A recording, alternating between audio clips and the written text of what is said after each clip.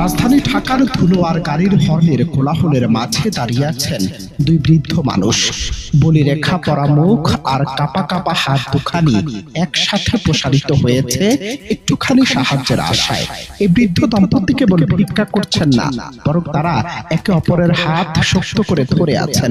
জীবনের চরম দুর্দিনেও একে অপরকে আগলে রাখার এই দৃশ্য একদিকে যেমন গভীর ভালোবাসার নিদর্শন, অন্যদিকে আমাদের সমাজের এক নির্মম ও কদর্য বাস্তবতাকে আঙুল দিয়ে দেখিয়ে দেয়। যে বয়সে নাতি নাতনিদের সাথে হাসি ঠাট্টায় সময় কাটানোর কথা ছিল, সে সময়ে হাতে ভিক্ষার থালা। কেন তারা আজ রাজপথে? কেনই বা নেই কোনো মাথার উপর নিরাপদ ছাদ? সামাজিক যোগাযোগ মাধ্যমের কল্যাণে জানা যায় এক নিদারুণ কষ্টের গল্প। রাজধানীর বাবুবাজারে মাত্র ২,০০০ টাকার এক খুপড়ি ঘরে ভাড়া থাকেন এই দম্পতি। তাদের একমাত্র ছেলেটি মানসিক ভারসাম্যহীন, কোথায় আছে কেউ জানেন না। বড় মেয়ের বিয়ে দিলেও সেখানে নেই সুখের ছায়া। অভাবের সংসারে সে নিজেও আজ দিশেহারা।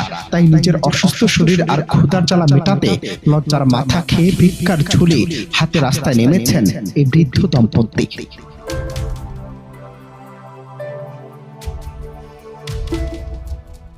তাদের ভাগ্যের কি নির্মম পরিহাস! যে সন্তানদের মানুষ করতে জীবনের সবটুকু নিংড়ে দিয়েছেন, আজ সেই সন্তানদের ভিড়েও তারা ভীষণ একা। ভিডিওর এক কোণে হয়তো দেখা যাচ্ছে বৃদ্ধা মহিলাটি আঁচলে চোখ মুছছেন আর বৃদ্ধের হাতটি আরো জোরে আঁকড়ে ধরেছেন। এই সংস্পর্শটুকু যেন তাদের শেষ সম্বল।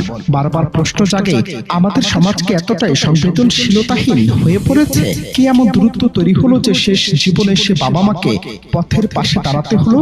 যখন মানুষ সবচেয়ে বেশি আশ্রয়ের প্রয়োজন হয়, তখনই যদি প্রিয়জনরা পাশে না থাকে, তবে তার সবচেয়ে বড় ট্র্যাজেডি আর কিছুই হতে পারে না। এই বয়সে কি তাদের এভাবে থাকার কথা ছিল? বিবেকবান হৃদয়ের উত্তর হয়তো একটাই, না। কিন্তু বাস্তবতা রুক্ষ জমিনে তারা আজও প্রাপ্ত। বাবুবাজারের সেই জীর্ণ ভাড়া বাড়ি থেকে প্রতিদিন সকালে বের হয়ে সন্ধ্যা পর্যন্ত মানুষের কাছে হাত পাতা এভাবেই ফুরিয়ে যাচ্ছে তাদের আয়ু।